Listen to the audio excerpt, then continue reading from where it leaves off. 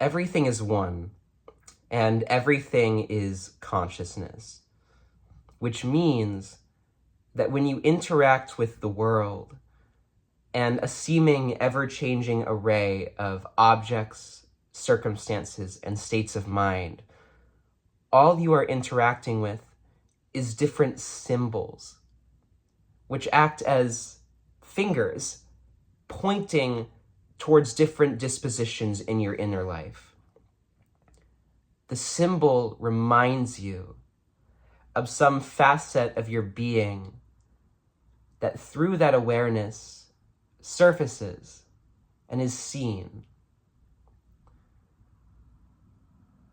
The symbol of money, for instance, brings about all of these feelings of scarcity and fear.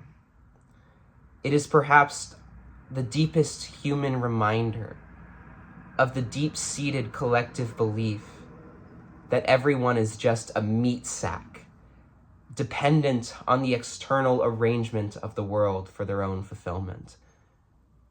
Similarly, the symbol of drugs, think alcohol, cannabis, shrooms, and that kind of thing, is almost this analog for the happiness that people crave. People drink alcohol or they smoke a joint, and they feel such openness in their inner life. They feel a warmth exuding from their chest, and this deep love for their fellow human. Yet they make the mistake of associating the inner state with the symbol and believing that the inner state that they crave is dependent on the symbol, or better yet, is the same thing as the symbol itself.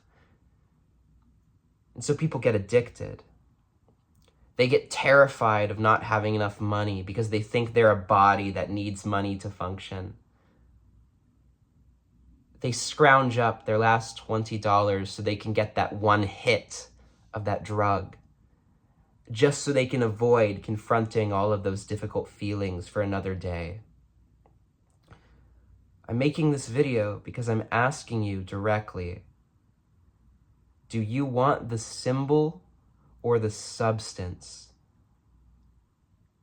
Do you want to engage in separation, maintaining the belief that if you engage with separation just right, if you accumulate enough symbols, if you point towards your inner life enough times, that you'll be free of whatever it is you're running from? Do you want that to be your life?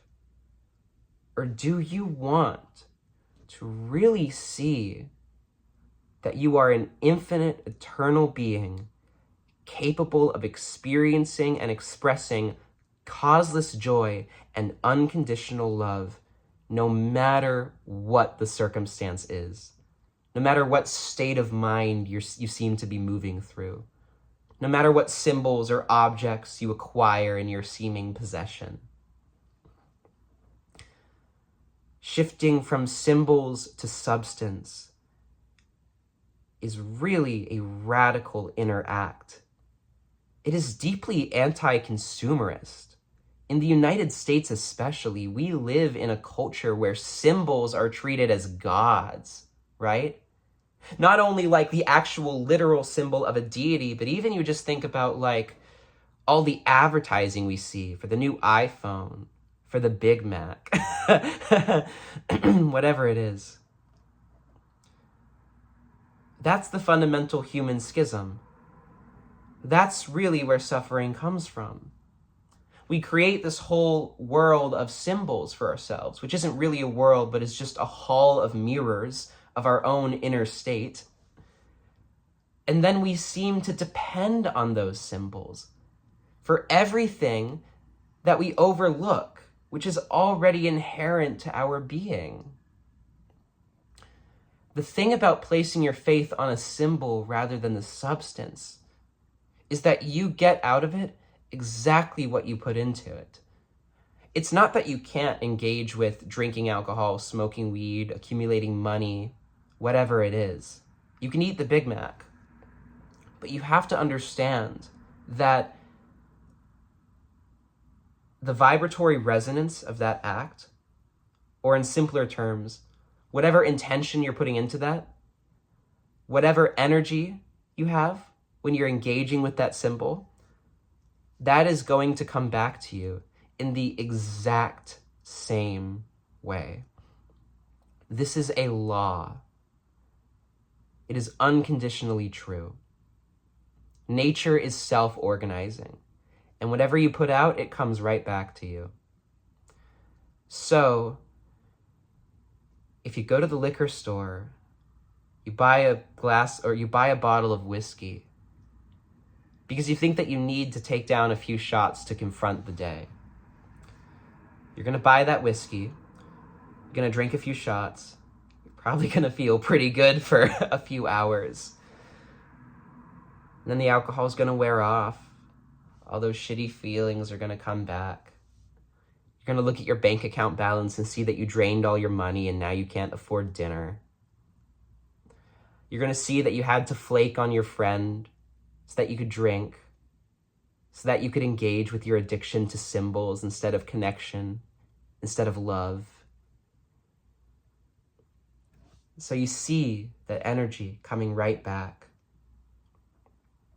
If you're putting out suffering into the world, if you're expressing suffering, you are showing nature, and hence you are showing yourself, because it's all you, that you want to suffer. I know, that's dramatic. That is a very intense and radical thing to say, but really think about it. Can you ever expect to extract happiness from anything that you're not putting happiness into? Can you really expect that if you use a symbol to cover up deep feelings of dissatisfaction and fear and scarcity that you harbor, do you think that's going to lead to a deeper perspective? Do you think that's going to lead to joy? The truth is that everything you've ever wanted is already within you. Every supposed euphoric state that you think you activate through smoking weed or taking shrooms or whatever it is, all of that is just your own inner life, inner light rising to the surface. So all you have to do, if you want to not just experience the symbol, but the true substance of the best symbols, if you want to experience the deepest joys, if you want your love to be unconditional and your happiness to be independent of any seeming experience or circumstance or symbol, then sit with yourself. Feel the energetic feeling all over your body of your deep dissatisfaction with life. Feel that cloud around your forehead and your solar plexus and your shoulders. Feel the tensity of all your muscles. And don't label it. Don't try to get rid of it. Don't even think of it as being able to be gotten rid of. Just sit with it. Really accept it. Allow yourself to confront your fear. Because when you confront your fear, when you sit with your dissatisfaction rather than trying to cover it up through some activity or some substance, that's when you transmute that energy. That's when your deepest shadows turn into your highest gifts. That's when you see that you have always been free of anything, any symbol that you think you need. If you are reacting negatively to this, all it is telling you is that you are afraid of acknowledging what has always been the case. That you are God. That every moment is exactly as you want it to be. Both the best ones and the most difficult ones. That you have a divine choice in every living instant. How to see the world. how to see yourself. You have access to profound abundance and consequently profound responsibility. Do you want the symbol or the substance? Do you want to engage with the intellectual concepts of spirituality? Or do you want to do the real inner work of sitting with your discomfort, of showing love to the world, even when it feels difficult, even when you're self-conscious, even when you feel choked up, locked in? Are you willing to confront that you don't need money to survive? Are you willing to confront that you don't need a relationship to feel the deepest love you can imagine? Are you willing to confront that any perceived self-limitation, be it a physical limitation, I need money, I need food, I need housing, be it an emotional limitation, I need people, I need drugs, be it an intellectual limitation, this concept means that it's going to take me X amount of time to achieve X, to feel X. This thing is bad, therefore I have to do this, this, and this. Is that how you want to live your life? Do you want to simply rearrange chairs on the Titanic? Jump from symbol to symbol, identification to identification, attachment to attachment? Or do you want to see that you can let all of it go? And that's the cosmic joke. That as soon as you let go of the need for symbols to bring up the substance that you crave, all of the symbols that you really want, you're given. All of the scarcity that you've seen through on an external level is now given to the human. I have made the most money in my life.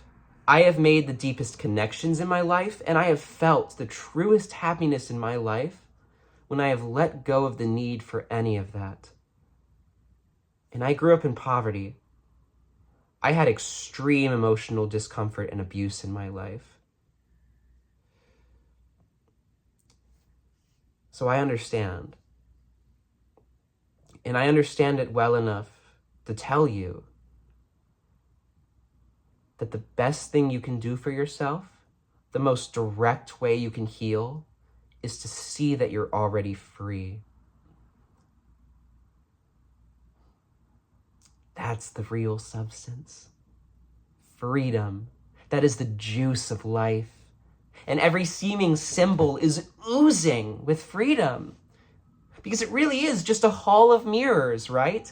And every symbol that you think you need is really just a reflection of something that's already inside you, which simply is brought about by placing your awareness on it, by giving it your acceptance, your love. God, just let yourself be happy. That's the teaching. That's all teaching.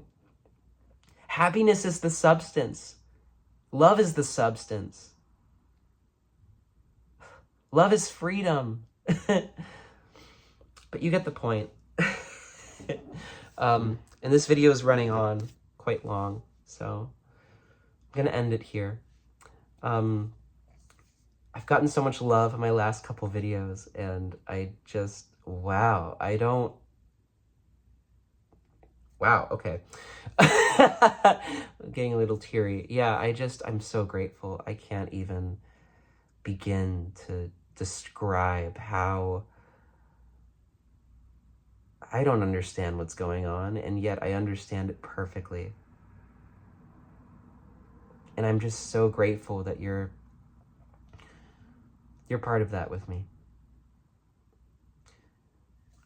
I think my website's down right now, but if you feel like going to it, maybe it'll be up by the time this video is uploaded, truthandeverything.org. This Sunday, it might be Saturday, actually. I don't know. I'll do a community post when I figure it out. Gonna be doing a live stream, yet another Sunday satsang. So if you want to stop by, say hi, chat in the chat. Feel free to. Okay.